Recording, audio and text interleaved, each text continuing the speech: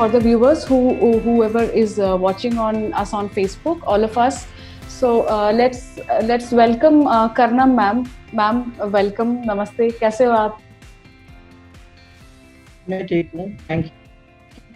So आज का दिन और ये साल बहुत इम्पॉर्टेंट है, बहुत बड़ा है हम सबके लिए। आज ही के दिन आज इस साल बेसिकली 2020 जो साल है वो कर्णम मैम का ओलंपिक्स में मेडल लाने का 20 साल पूरा हुआ एंड ये बहुत बड़ी बात है।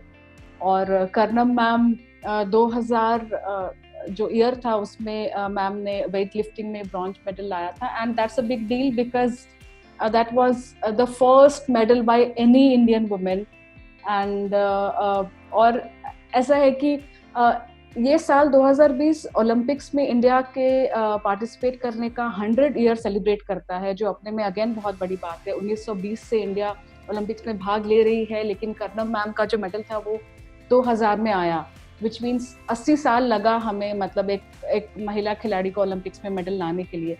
मैम, अगर मैं आपसे पूछूं, आपके जहन में अभी भी वो मोमेंट बहुत क्लियर होगा ना? आप थोड़ा बताइए कैसा था वो मोमेंट आपके लिए जब आपने मेडल जीता था? तो नेचुरली ये इतना बड़ा इवेंट था और हमारा एक प्लेयर का सपना ही होता है कि ओलंपिक्स एंड काफी लंबा इंतजार करना पड़ा, क्योंकि 2002 में भी हम लोग इंटरनेशनल लेवल में अच्छा परफॉर्म कर रहे थे, लेकिन 2002 ओलंपिक्स में वेट लिफ्टिंग नहीं था, उसमें वुमेन वेट लिफ्टिंग इंक्लूड नहीं किया। फिर हम इंतजार करते रहे कि 92 से 96 तक, 96 ओलंपिक्स में दोबारा आएगा, तो उसमें भी हमें मौका नहीं मिला। तो फाइनली हमें 2000 में करने के लिए मिला, तो वो मोमेंट तो कभी भूल नहीं सकते। एंड उस टाइम में हम लोगों का सबका यही था कि ओलंपिक्स में जाना, पार्टिसिपेट करना ही बहुत बड़ी बात है। ये जहन में बैठा हुआ था लोगों को, मेडल का तो हम सोच ही नहीं सकते। पर मेरा अपना जो सोच वो डिफरेंट थी। मेरे को था कि भी मैंने ओलंपिक में मेडल लेके आना है, जो हर्डल है उसको ब्रेक करना है, कि बाकी जो वुमेन जो महिला प्लेयर्स है उनकी जहन से ये एक स्पॉट है वो हट जाए कि नहीं, हम भी ओलंपिक में मेडल ले सकते हैं। तो वो ड्रीम वहाँ पूरा हुआ, तो बहुत खुशी की बात है। तो ये आपकी वेट लिफ्टिंग का सफर कैसे शुरू हुआ? आपने कैसे सोचा कि अच्छा ये एक खेल है जिसमें मुझे आगे जाना है? एक्चुअली हम लोग आंध्र प्रदेश में एक छोटा सा विलेज में, स्मॉल टाउन में रहते थे, तो वहाँ कुछ वेट लिफ्टिंग कल्चर था एंड कुछ गर्ल्स करते थे। एंड उस टाइम में मेरे को देख के इंटरेस्ट लगा कि मैं भी कर सकती हूँ। चैलेंजिंग चीज मुझे हमेशा अपनी तरफ अट्रैक्ट करता है, मैं उस तरफ ज्यादा थी। तो वेट लिफ्टिंग मतलब 32 इयर्स बैक, तो अभी भी चैलेंजिंग है, लेकिन 32 इयर्स बैक और भी था एज ए गर्ल। तो फिर मैंने अपना इच्छा जाहिर की, जो भी कोच वहाँ थे उनसे कि सर मैं भी करना चाहती हूँ। उस टाइम हम गुरु बोलते थे उनको, सर ने, गुरु जी मैं भी करना चाहती हूँ। तो मैं बहुत पतली दुबली थी, तो उन्होंने कहा कि भाई तुम वेट लिफ्टिंग के लिए नहीं बनी हो, वेट लिफ्टिंग तुम्हारा बस की बात नहीं है, आप जाओ घर में अपनी मदर को हेल्प करो, घर का काम करो। तो उस टाइम में एक था कि कोई भी इंसान कैसे डिसाइड कर सकता है कि मैं क्या कर सकती हूँ क्या नहीं। तो तब भी मैंने कर लिया था, अब तो मैंने वेटलिफ्टर बन के दिखाना है। तो वैसे शुरुआत हुई थी मेरी। और आपने दिखा भी दिया, मतलब ये भारत को एक अलग पहचान दिला दी वेट लिफ्टिंग की दुनिया में। लेकिन आपने जैसा कि कहा कि उस टाइम पे भी चैलेंजिंग था, अभी भी चैलेंजिंग है। ऑल्दो 20 साल हो गए आपको मेडल लाए, काफी लंबा वक्त होता है, 2 डेकेड हो गए, लेकिन अभी भी वेट लिफ्टिंग की पॉपुलैरिटी उतनी नहीं है जितनी शायद दूसरे खेलों की है। हाँ, क्योंकि ये डिपेंड करता है कि हमारा जो यूथ है या हमारा कंट्री की जो लोग हैं क्या पसंद करते हैं। वेट लिफ्टिंग कॉम्पिटिशंस बहुत कम होते हैं, साल में 1 या 2 होते हैं। तो कोई भी चीज लगातार अगर पब्लिक को हम दिखाए तो उसमें लोगों का इंटरेस्ट क्रिएट होता है। तो अगर साल में 1 इवेंट 2 इवेंट होती है तो उस टाइम में अखबार में आते हैं। और उसी 1-2 घंटे का मेमोरी होती है, उसके बाद वो भूल जाते हैं। तो ये हमारा स्पेशली मैं मानती हूँ कि भी मेरी रेस्पॉन्सिबिलिटी है कि भी इस गेम को आगे लेके जाए। और मेरी अपनी एकेडमी चल रही है, तो आने वाले कुछ सालों में इंटरनेशनल में काफी मेडल्स आएंगे, तो इंडिया में काफी पॉपुलर होगा। और वेट लिफ्टिंग बहुत ज्यादा इंटरेस्टिंग स्पोर्ट है।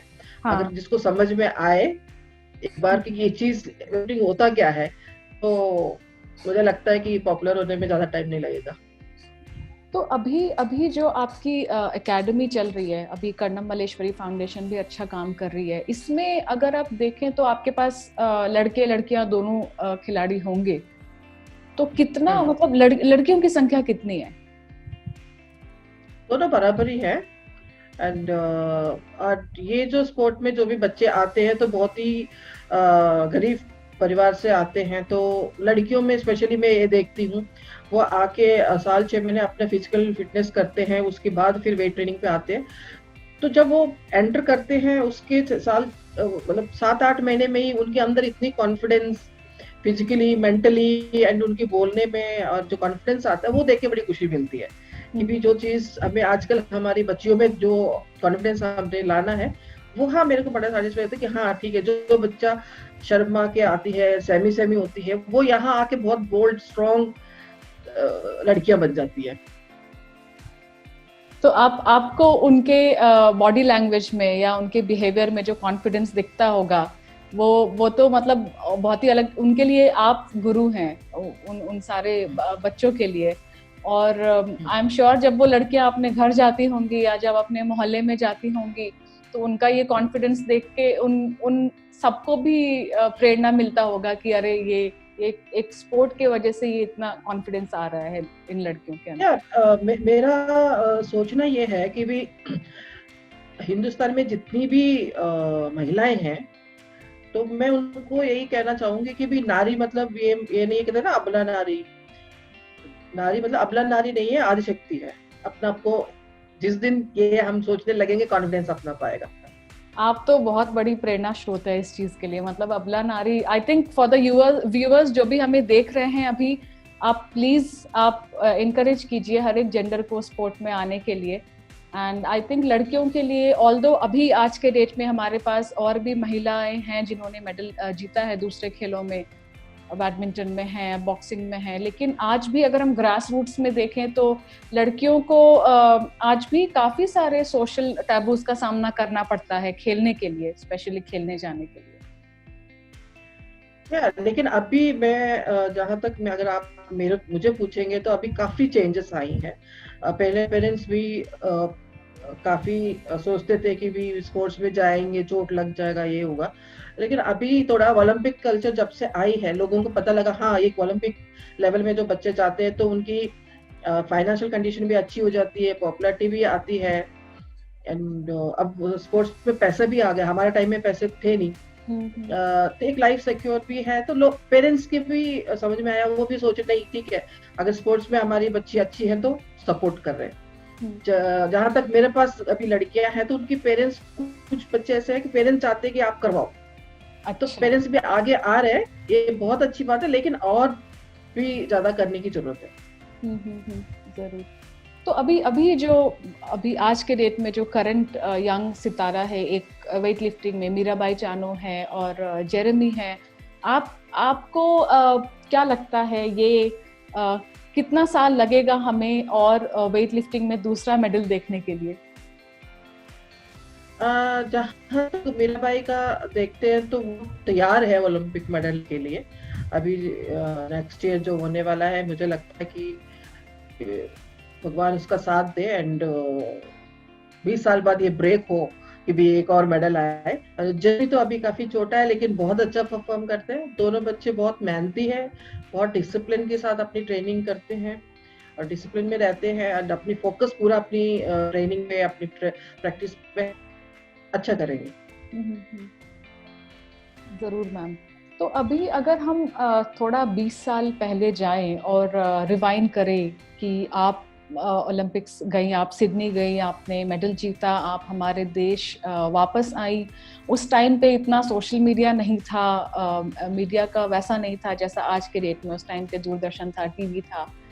तो जब आप वापस आई तो आप को किस तरीके का यहाँ पे वेलकम मिला? एंड उस टाइम पे आई रिमेम्बर, उस टाइम पे साल 2000 में जो लारा दत्ता हैं, जो मिस यूनिवर्स का खिताब जीती थी उसी साल में। और तो ये है कि ओके, देश में दो महिलाओं ने नाम रोशन किया, तो लेकिन वो अगेन वो एंटरटेनमेंट इंडस्ट्री है, उनका डिफरेंट है। तो जो जिस तरीके का मीडिया से या यहाँ की जनता से आपको वेलकम मिला होगा, वो शायद उतना क्लोज नहीं होगा जितना उनका था। तो जब आप आई, आपको कैसा था यहाँ पे? मैं उससे पहले की थोड़ा भी आपको बताना चाहूंगी कि 94 में मैं वर्ल्ड चैंपियन बनी थी। एंड 94 में ही Miss World and Miss Universe भी बने थे, 3 खिताब मिले थे हिंदुस्तान को। हाँ हाँ, ऐश्वर्या राय एंड सुष्मिता सेन शायद। हाँ, यस यस, हाँ। तो ये था कि भाई हम भी ओलंपिक में गोल्ड मेडल लेके आ रहे हैं, एंड वो भी खिताब जीत के आ रही है, तो उनकी तो वेलकम तो मतलब बता भी नहीं सकते कि पूरा जनता था, मीडिया थी उनके साथ। हम एक साइड में कोने से आए, अपना ऑटो बुलाए, ऑटो में अपनी बैग रख के और चले गए। हमें तो रिसीव करने के लिए कुछ भी ऐसे सिस्टम था। हाँ, लेकिन 2000 में जब मैं मेडल लेके आई हूँ, तो उस टाइम में तो काफी अच्छा वेलकम किया लोगों ने।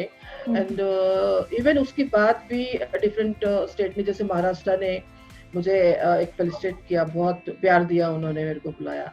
एंड आंध्र प्रदेश ने, डिफरेंट हरियाणा स्टेट ने भी बहुत प्यार दिया। नॉर्मली पब्लिक में तो लोगों में जहन में है, वो भूले नहीं लोगों ने। जैसे आज ट्विटर में डाले तो बहुत सारे लोग हैं कमेंट कर रहे हैं कि मैम मैं 4th क्लास में था, मैं 2nd क्लास में था। और कुछ लोग बच्चे लिखते हैं कि मैं बहुत टेंशन में नाखून चबाते हुए आपका वो इवेंट देख रहा था। अच्छा लगता है कि भाई हाँ, मतलब उस टाइम में जो बच्चे थे अब वो जवान हो गए, लेकिन उनके जहन में वो बात है, अभी भी वो मेमोरीज है। तो वो सुन के बड़ी खुशी मिलती है, क्योंकि जो हमने करना था, जो मेहनत हमने किया कंट्री के लिए, जो करना है वो तो किया। लेकिन अभी यंग जनरेशन है जो आने वाले ओलंपिक्स में अच्छा प्रदर्शन करना है और ज्यादा ओलंपिक में मेडल लेके आना है। हाँ, मुझे याद है, मैंने भी, हम सब ने, अभी जो यंग जनरेशन है, हमने अपने जीके बुक्स में था, ओके, फर्स्ट वुमेन, हम जीके बुक में याद करते थे ना उस टाइम पे, first man, first women to climb Mount Everest and to win Olympics medal, उसमें आपका नाम हुआ करता था। तो जैसा कि आपने बताया कि 94 में जब आप वर्ल्ड चैंपियनशिप जीतकर वापस आई और आपको वो वेलकम नहीं मिला उस वक्त, लेकिन आज के डेट में चीजें बेहतर है, लेकिन बहुत और बेहतर करने का स्कोप है। तो अभी जितने भी इतना नहीं है जितना, अगर जैसे कि हम लोग कंपेयर करें कि एंटरटेनमेंट इंडस्ट्री से या क्रिकेटर से, अगर उनके साथ कंपेयर करेंगे तो अभी भी हम लोग बहुत पीछे हैं। हाँ, वो क्यों है, ये क्वेश्चन मार्क है। लेकिन हम लोग ज्यादा मेहनत करते हैं, हम लोग भी उतना ही कंट्री के लिए करते हैं, पर कहीं ना कहीं हम लोग इस चीज में फेल हो रहा है कि वो आम पब्लिक तक वो चीज को पहुंचा नहीं पा रहे। तो अगर आने वाला समय में ये सिर्फ 1-2 मेडल नहीं, अगर 1 डजन मेडल एक साथ आए तो लोगों का और पता लगेगा कि हाँ, वेट लिफ्टिंग कोई स्पोर्ट है जो हमारा कंट्री के लिए इतनी सारी मेडल जीत रहे। तब हो सकता है कि भी पूरा हिंदुस्तान वेट लिफ्टर्स की तरफ देखे, और उस दिन के लिए मैं इंतजार कर रही हूँ एंड कोशिश भी कर रही हूँ। जरूर, लेकिन ऐसा है कि ये जो एनकरेजमेंट है प्लेयर्स का, वो बहुत मैटर करता है, चाहे वो मीडिया के साइड से हो, चाहे वो जनता के साइड से हो, चाहे वो उनके परिवार के साइड से हो। और यहाँ पे मीडिया का बहुत बड़ा रोल है। अभी जैसे कि इस साल फरवरी में भारतीय महिला क्रिकेट टीम फाइनल खेल के आई, तो उसमें भी उतना नहीं रहा। अभी आज की आप बात कर लें, आज जैसे आईपीएल शुरू होने वाला है, महिला टीम का भी एग्जीबिशन मैचेस है, लेकिन वो जेंडर डिवाइड बहुत ज्यादा है, पुरुष सेम खेलों में, पुरुष में और महिला में। लेकिन अभी अगर आप देखें तो 2016 में 2012 के ऑनवर्ड्स जब साइना जीती, मेरी कॉम जीती और आज के डेट में पीवी सिंधु हैं, इनकी जो मैं ये बोलूं कि ब्रांड वैल्यू है वो ज़्यादा है अगर हम उसको कंपेयर करें आज से 10 साल पहले या 20 साल पहले से। तो क्या आपको लगता है कि आपके ज़माने में सोशल मीडिया नहीं था या फिर इंस्टाग्राम, ट्विटर, फेसबुक नहीं था, तो इस वजह से थोड़ा ये रीज़न हो सकता है?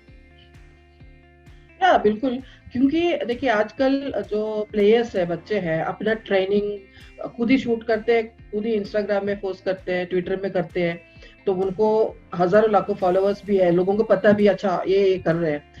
हमारा टाइम में ये फैसिलिटीज होता और हम जितनी हार्ड ट्रेनिंग करते थे, 100 किलोस के साथ हम लोग खेलते थे, 250 किलो स्क्वाट कर रहे हैं, 280 किलो पुल कर रहे हैं। अगर उस टाइम में ये सिस्टम होता, अगर हम लोग वो वीडियोस डालते, तो पब्लिक तो पागल हो जाती कि भी हाँ, ऐसे भी हो सकता है। हाँ, तो इतना हार्ड ट्रेनिंग करते थे, पर वो फैसिलिटीज हमारा पास नहीं था। हम हमारा टाइम में इलेक्ट्रॉनिक मीडिया भी इतना नहीं थी। अगर मैं 90 से लेके 95 में जब वर्ल्ड चैंपियन बनी हूँ, तब तक भी अगर हम लोग देखते हैं तो वो नहीं, अखबार में आता था एक ब्लैक एंड व्हाइट फोटो और उसमें नीचे लिखा जाता है कि भी ये मेडल जीत के आए हैं। तो उस टाइम में कोई इस तरह के प्लेटफॉर्म्स नहीं थे हमारा पास। एंड आजकल ब्रांड वैल्यू तो बहुत ज्यादा है, वो उसको तो चीज को हम कंपेयर ही नहीं कर सकते। मैं ओलंपिक में ब्रॉन्ज मेडल लेके आई हूँ, पहला महिला हूँ, लेकिन मुझे 6 लाख रुपए मिले उस टाइम में। कोई अदर फैसिलिटीज भी कुछ भी नहीं, जबकि बहुत कम तो है। अगर बहुत कम, आज का टाइम में हम कंपेयर ही नहीं कर सकते। लेकिन इस चीज को लेके मैं बहुत खुश हूँ, क्योंकि अगर स्पोर्ट्स में उनको बच्चों को सपोर्ट करना है और उनके टैलेंट को बाहर लाना है, तो आपको इन्वेस्ट करना पड़ेगा। पर ये भी नहीं है कि सिर्फ पैसे से मेडल आएगा, ऐसा नहीं है, दोनों मिक्स होना चाहिए। एंड आजकल कितना सपोर्ट करती है। पहले हम लोग अगर से हमारा मैच कल शुरू होना है तो आज पहुंचते थे, अगले दिन की वापस आते थे। एंड मैक्सिमम बड़ा मुश्किल। लेकिन आजकल तो कहती है कोई भी आपकी टूर्नामेंट है, छोटा सा छोटा, आप 3 महीने पहले वहां का वेदर को अडॉप्ट करो, पानी को अडॉप्ट करो, खाने को ये करो, मतलब आप अपना बॉडी उस हिसाब से उस वेदर के साथ सुटेबल बनाओ।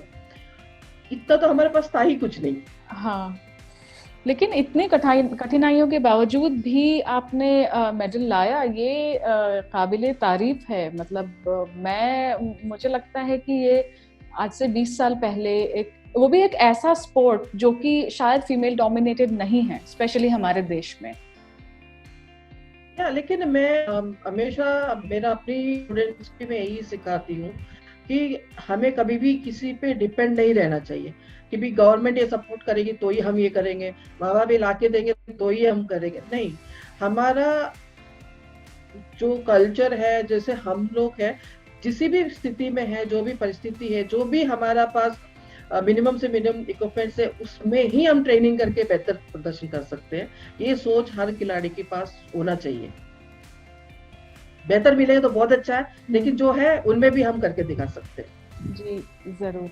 तो हम थोड़ी आपकी एकेडमी की बात करते हैं। वहाँ पे जो आप ट्रेनिंग फैसिलिटीज है, जो बच्चे हैं, तो वो उनका क्या एज ग्रुप है? मतलब आज अगर कोई पेरेंट आता है और बोलता है कि मुझे अपने बच्चे को वेट लिफ्टिंग में प्रोफेशनल बनाना है या करियर बनाना है, तो कब शुरुआत करनी चाहिए? मेरे पास 3 ग्रुप्स है। एक 8 साल से शुरू होती है, एक 8 साल, 12 साल एंड 16 इयर्स, इनका डिवाइड किया हुआ है। और जो भी अभी तो मेरा अपना रेंटेड बिल्डिंग में है, मेरा अपना ओन जो एकेडमी वो अंडर कंस्ट्रक्शन है, आने वाला 7-8 महीने में कंप्लीट हो जाएगा, तो विद हॉस्टल के साथ। और इंडिया में ये फर्स्ट वेट लिफ्टिंग एकेडमी होगा। इससे अभी तक कहीं है ही नहीं ऐसे फैसिलिटीज। अगर कोई वेट लिफ्टर बनना चाहता है तो उनको मन में यही दुविधा होती है भी कहाँ जाए, कहाँ ट्रेनिंग करें। एक सेंटर बनने के बाद हिंदुस्तान में जो भी वेट लिफ्टर बनना चाहता है, उनके पास एक ऑप्शन आता है कि ओके, करना मलेश्वरी एकेडमी है, वहां हम जा सकते हैं, ट्रेनिंग कर सकते हैं। जी जी। तो जहाँ तक हम एकेडमी चलाने की बात करें या आपका जो फाउंडेशन इतना अच्छा काम कर रहा है, इसमें इच्छा के अलावा काफ़ी फंडिंग भी लगती है किसी भी चीज़ को बनाने के लिए, तो इसमें आपको किस तरीके का सहयोग मिल रहा है, चाहे वो सरकार से हो या कॉर्पोरेट से हो, कैसा चल रहा है?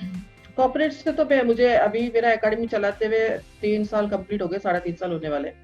अभी तक तो कॉर्पोरेट से मुझे कहीं से भी कोई हेल्प नहीं मिला। हाँ, लेकिन गवर्नमेंट से डेफिनेटली इंफ्रास्ट्रक्चर जो मेरा अभी बन रहा है उसका गवर्नमेंट ने कुछ हद तक मदद किया है। बाकी जो भी करना है मैं अपना ओन कर रही हूँ। मेरा शुरू से यही है कि भी जो खुद पे है, खुद से कितना कर सकते हो करो, किसी चीज का इंतजार नहीं करनी चाहिए। इंतजार करते करते तो चीजें आगे बढ़ना बड़ा मुश्किल हो जाता है। हाँ, जिंदगी निकल, ये बहुत बड़ी सीख है। इनफैक्ट सिर्फ स्पोर्ट्स में नहीं, किसी भी वॉक ऑफ लाइफ के लिए ये बहुत इम्पोर्टेंट है। लेकिन I think if anyone from the corporate side is watching this session, I want you guys to take note of this, that Karnam ma'am is doing extremely good work. तो हम सबका अच्छा हो, हमारे देश का भला हो। मैम, एक इम्पॉर्टेंट बात जो मेरे दिमाग में आ रही है अभी, वो ये कि it's about a female body, specially हम जब अडल्ट होते हैं, जब आफ्टर हिटिंग प्यूबर्टी, अभी आपने बोला आपके पास 8 साल 12 साल, और समाज में एक काफी वो है ना कि आप लड़कियां हैं, मान लो कि अच्छा आप पीरियड्स में हो, आप भारी सामान मत उठाओ, मैं एक एग्जांपल दे रही हूँ। तो ऐसे में आपने एक ऐसा स्पोर्ट, आपने 240 केजी उठाया था 2000 में, तो यहाँ पे आपका क्या कहना है कि एक फीमेल बॉडी को किन बातों का ध्यान रखना चाहिए अगर एक ऐसा स्पोर्ट कंटिन्यू वो कर रही हैं, तो स्पेशली ड्यूरिंग देयर टीनेज? जहाँ तक मैंने खुद ने 12 साल की उम्र में मैंने शुरू की है स्पोर्ट को। अगर आप फिजिकली बहुत फिट हो, आपकी हेल्थ अच्छी है, आप वर्कआउट कर रहे हो, तो आपको किस चीज की भी ये करने की जरूरत नहीं है। एक हमारे साइकोलॉजी है कि वुमेन बॉडी बहुत नाजुक है, ऐसा कुछ नहीं है।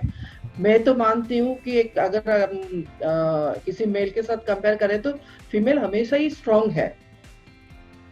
इवन स्पोर्ट्स पर्सन है, नॉर्मल हाउसवाइफ है। आप एक एग्जांपल मैं आपको बताती हूँ, अगर घर में हमारा मदर बीमार पड़ जाए, पूरा घर इधर उधर हो जाता है। मदर ठीक है, पूरा घर बीमार पड़ जाए तो भी मदर संभाल लेती है। तो हाँ। हर फील्ड में हम लोग खुद ही स्ट्रांग है, लेकिन हम खुद को ही मानते हैं कि भी हम कमजोर हैं। ये सिर्फ साइकोलॉजी है और कुछ नहीं। आई थिंक ये टैबू ब्रेक होना बहुत, जैसे कि एथलेटिक्स में भी है ऐसा कि अगर आप लड़कियां एथलेटिक्स में हैं तो काफ़ी हमें इस चीज़ का सामना करना पड़ता है समाज में कि अरे आप स्पोर्ट्स कर रहे हो तो आप फिर लड़के जैसे दिखने लगोगे। ये भी काफ़ी होता है, स्पेशली छोटे जगहों में। हाँ ठीक है, दिखने लगे, अच्छा है ना। अगर आप आपकी फिजिकली, यार ये तो बात बहुत पुरानी है। आजकल तो लड़कियां वो फिटनेस वाली ट्रेनिंग करके कुछ डंबल्स लेके अपना ट्राइसेप्स बाइसेप्स बनाने के लिए, शोल्डर्स बनाने के लिए, एब्स बनाने के लिए कोशिश कर रही है। तो अच्छी बात है ये। हाँ, तो फिट रहना चाहिए और स्ट्रांग रहना चाहिए। हमारा टाइम में था ये कि भी अगर जैसे हमारा बड़े बड़े शोल्डर्स थे तो हम बहुत ढीले ढीले टी शर्ट पहनते थे कि दिखे ना। तो आजकल तो उल्टा है कि आजकल बच्चे लड़कियां तो अपनी मसल्स दिखाती है। ये अच्छी बात है। तो मैम अभी आप I think you almost turn 44-45 this year, and आप 45 अभी अगर मैं कहूँ तो आप अपने फिटनेस के लिए क्या करती हैं? थोड़ी बहुत वेट ट्रेनिंग करती हूँ, बाकी अपना कार्डियो का ही करती हूँ। अच्छा। वेट ट्रेनिंग उतना करती हूँ जितना मैं मेरे बच्चों को करके दिखाना होता है, जो टेक्निक सिखाना होता है उतना कर लेती हूँ। बाकी अपना कार्डियो वगैरह करती हूँ। अच्छा, तो अगर मैं आपसे एक स्टेटमेंट में ये पूछूं मैम कि आपको क्या लगता है कि 2020 का ओलंपिक्स अगले साल होगा और इसके अगले वाला ओलंपिक्स, तो आपके एकेडमी से अगला ओलंपिक्स मेडल विनर हमें कब देखने को मिल सकता है? आपको अगर मेरा एकेडमी से मैं टारगेट कर रखा है, क्योंकि मेरे पास जो बच्चे हैं वो बिल्कुल रॉ आए हैं। अभी उनको 3 साल हो गए ट्रेन करते हुए। वो खेलो इंडिया तक पहुंच गए। खेलो इंडिया में हमारी लड़की का गोल्ड मेडल आया, एंड जूनियर नेशनल चैंपियनशिप में मेडल्स है, एंड स्टेट लेवल में है। तो अब उनको इंटरनेशनल लेवल तक लेके जाना है, तो ये पूरा प्रोसेस होता है। ये ट्रेनिंग एंड मेडल मतलब कोई जादू नहीं है। ये 7 से 8 साल लगता है ओलंपिक तक पहुंचने के लिए। तो अभी मेरा 3 साल लगे, तो अभी बाकी 5-6 साल है। तो डेफिनेटली इंडिया को कम से कम 4-5 मेडल मिलेंगे। तो आपके एकेडमी में सारे सुविधाएं उपलब्ध हैं, जैसे कि फूड का हो गया, डाइटिशियन या फिजियोथेरेपिस्ट या फिर ट्रेनर्स, हर तरीके के लोग हैं वहाँ पे सपोर्ट करने के लिए? ट्रेनिंग वाले हैं। फिजियोथेरेपी अगर हमें जरूरत नहीं पड़ रही अभी, जब पड़ेगा तो हम लोकल सपोर्ट लेंगे। बाकी डाइटिशियन की हमें जरूरत नहीं है, मैं खुद हूँ। तो ये सब चीज देखने के लिए उनका जो शेड्यूल्स है एंड उनके डाइट्स है, जो भी उनकी सप्लीमेंट्स है, सप्लीमेंट्स तो अभी हम लोग ना के बराबर, क्योंकि अभी तो शुरुआत है। तो वो सब चीज मैं खुद ही देखती हूँ। अच्छा मैम, अभी हमें पता चला है कि आपके लाइफ पे आधारित मूवी भी आने वाली है, तो वो कैसा एक्सपीरियंस था? आप लुक फॉरवर्ड कर रही होंगी कि मतलब अपने जिंदगी की कहानी को एक पर्दे पे देखना, वो कैसा फीलिंग है? इसमें हमने यही कोशिश कर रहे हैं, क्योंकि मेडल परफॉर्मेंस ये तो सभी ने देखा हुआ है, सबको पता है वो कि कर्नल मल्लेश्वरी है, तो 95 में वर्ल्ड चैंपियन बनी है, वर्ल्ड रिकॉर्ड किया है, या ओलंपिक मेडलिस्ट है। लेकिन उसका पीछे जो मेहनत, उसके पीछे क्या किसका सपोर्ट है, उसके पीछे कितना ट्रेनिंग करना पड़ता है, कितना हमने हार्ड वर्क किया, फैमिली सपोर्ट, बाहर, ये सब चीजें बिहाइंड जो लोगों को नहीं पता, वो चीज इसमें दिखेंगी। हम सबको इंतजार रहेगा इस मूवी का। मैम, सो अच्छा लगा आपसे बात करके। ये 20 साल पूरे हुए आपके मेडल आने को, एंड हम सब आशा करते हैं कि अगला वेट लिफ्टिंग मेडल बहुत जल्दी आए, और 2028 जो साल है वो हम सब के लिए, वो आपके एकेडमी के लिए, हम सब के लिए अच्छा हो। और हम सब सारे जो ओलंपिक स्पोर्ट्स फैन हैं, हम सब जो हमारा पब्लिकेशन है द ब्रिज, हम लोग काफ़ी एक्सटेंसिवली कवर करते हैं, हम लिखते हैं, हम वीडियोस करते हैं, लाइव वीडियोस करते हैं, हम सब कुछ करते हैं इसमें। और इनफैक्ट आज जब आपके इस सेशन की बात हो रही थी, तो हमें सुबह से 4-5 मैसेजेस भी आए कि अच्छा, करना मैम के साथ लाइव है, तो हम लोग देखना चाहते हैं। और मैम, मैं तो चाहूँगी हम अक्सर ऐसे बातचीत करते रहें, और हम लोगों को भी प्रोत्साहित करते रहें इन चीज़ों को लेकर। और मैम, 1-2 सवाल है जो जनता हमसे पूछ रही है, वो मैं लूंगी। तो एक मिनट।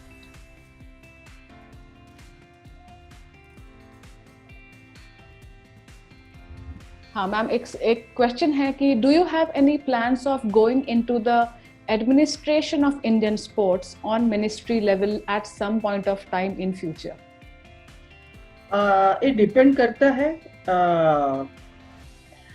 गवर्नमेंट चाहती है, अगर इस तरह की कोई अपॉर्चुनिटी मिलता है कि भी आने वाला हमारा एथलीट्स को हेल्प करने का, तो डेफिनेटली, क्यों नहीं। अच्छा मैम, अगला सवाल है कि would you like to name a couple of weight lifters from your academy the media should keep an eye on? ये आपके ऊपर है, अगर आप नाम लेना चाहें कुछ प्लेयर्स का। कुछ है बच्चे, पर अभी कभी छोटे लेवल पे है, तो मैं तो चाहती हूँ कि उनका नाम वो खुद बोले। ओहो मैम, वहां से आए तो ज्यादा अच्छा लगेगा। ये बहुत ही इनकरेजिंग था, ज्यादा अच्छा लगेगा मुझे। हाँ। अगला एक क्वेश्चन है जिसका रिप्लाई आपने ऑलरेडी कर दिया है, that what was the immediate reaction after you knew you won the bronze medal? So ये ऑब्वियसली वो बहुत खुशी का मौका था, गर्व की बात थी, और आपका नाम तो हमारे इतिहास में है और वो हमेशा रहेगा मैम। हम मेरे तरफ से और मेरी टीम की तरफ से और हम सारे ऑडियंस की तरफ से बहुत बहुत बहुत सारा प्यार और रेस्पेक्ट आपके लिए। सो हम अभी साइन ऑफ करेंगे। आप कुछ कहना चाहती हैं last? Okay, firstly thank you so much. आने वाले टाइम में जो भी मेरा स्टूडेंट होंगे वो अपना भी उस लेवल में पहुंच जाए कि वो खुद लाइव में आके आपसे बात करे और अपनी एक्सपीरियंस शेयर करे। जरूर मैम, जरूर। Thank you. Thank you, thank you, thanks a lot.